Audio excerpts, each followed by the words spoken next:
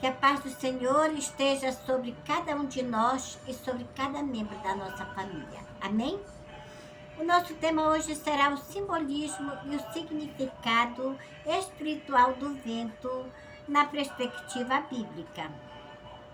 Quando nós lemos a Bíblia, que a Bíblia é a palavra de Deus, nós encontramos as palavras vento e água, que são forças que têm uma certa obscuridade no mundo bíblico. Às vezes, o vento e a água são benignos e benéficos, mas outras vezes são ameaçadoras e duvidosas, pois o vento e a água são elementos que aparecem na Bíblia desde Gênesis capítulo 1, verso 2. Até o desaparecimento das águas terrestres regulares, que são substituídas pela água que sai do trono de Deus. Apocalipse capítulo 22, verso 1. O vento, o sopro, no hebraico se chama ruach e no grego pneuma, né? Ambas as palavras são usadas nos textos bíblicos que se referem ao Espírito Santo. O primeiro uso da palavra, como nós já falamos, é em Gênesis, no capítulo 1, no verso 2. Né? Quando nós chegamos lá em Gênesis, no capítulo 3, no verso 8, nós vemos que a brisa da tarde ou a viração do dia, que é quando Adão falava com o Senhor. Deus falava também com Adão e Eva. Era ruach. Em Gênesis, no capítulo 16, no verso 17, ruach é traduzido como sopro de vida, o fôlego de vida, né? Em Gênesis, no capítulo 8, no verso 1, é descrito o vento que Deus enviou para recuar as águas do dilúvio, né? E, segundo os estudiosos da Bíblia, dizem que só o Antigo Testamento tem mais de 400 referências à palavra vento, né? E, de acordo com a Bíblia, os ventos, a natureza está sujeita ao poder de Deus.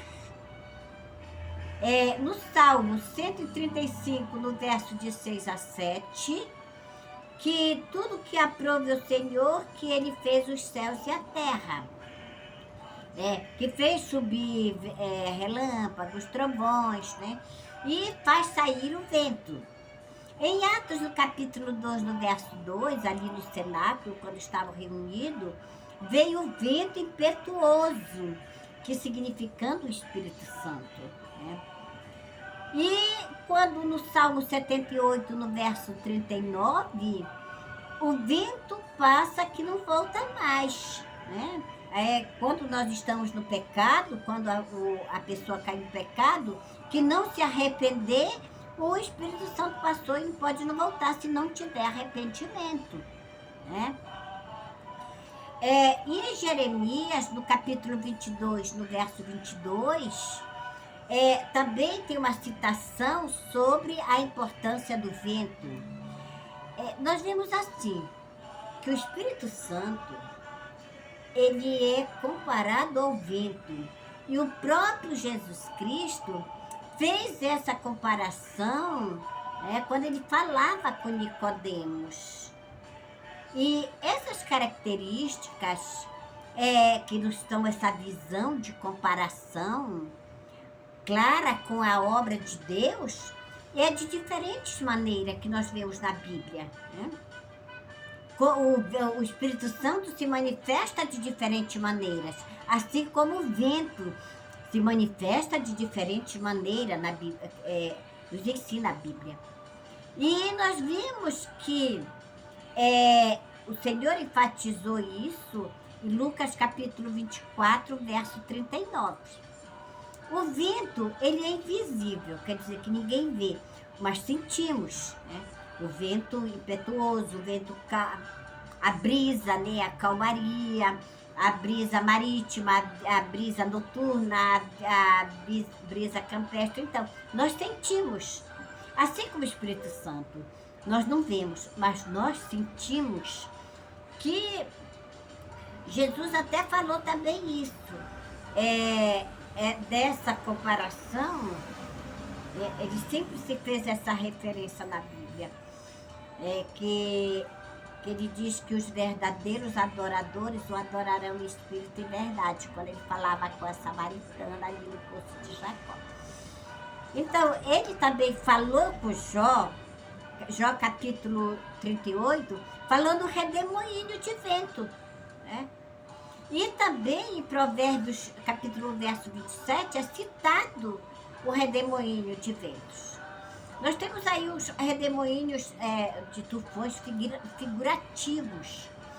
Em Isaías, no capítulo 21, no verso 1, também é um sentido figurado.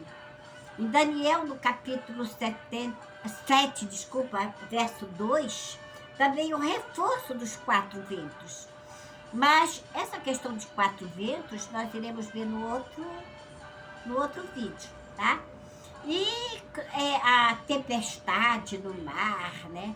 O vento forte. Nós temos também outras citações, Jonas capítulo 1, verso de 4 a 15. Enquanto que a direção do vento, norte, sul, leste, oeste, nós iremos ver no outro vídeo, tá? É no outro vídeo que nós iremos falar sobre isso. Então, a importância de nós lermos a Bíblia, de nós interpretarmos o vento na nossa vida, a presença do Espírito Santo. Nós somos templo do Espírito Santo. E nós percebemos quando o Espírito está em nós sabemos. Porque quando nós saímos assim, nós cometemos algum deslize, o Espírito Santo nos fala. Quando nós oramos, o Espírito Santo dá gemidos inexprimíveis. Então, nós somos templo do Espírito Santo, precisamos tratar bem deste templo, né? Então, é importante que nós leia a Bíblia, nós estude a Bíblia, e nós ore sem cessar, nós jejue sempre que possível, para que esse templo esteja cada vez mais limpo, né? Que esse vento, que é o Espírito Santo, nos livre e nos guarde de todo mal, nos purifique, né? E nos mova a fazermos a obra do Senhor. Que o vento que está em nós, que é o Espírito Santo, nos mova na caminhada de fazermos e anunciarmos o Evangelho do Senhor, amando a Deus sobre todas as coisas e o próximo como a nós mesmos, né? Então, o poderoso vento, que é o símbolo do poder de Deus, uma potência imprevisível do Espírito Santo e um agente do julgamento divino. É importante observar isso. É importante que nós possamos entender que o Espírito Santo, ele é invisível, que o Espírito Santo é uma pessoa, mas que ele fala conosco. E esse símbolo do vento, né? Esse significado do vento como Espírito Santo na Bíblia Sagrada é para nos alertar.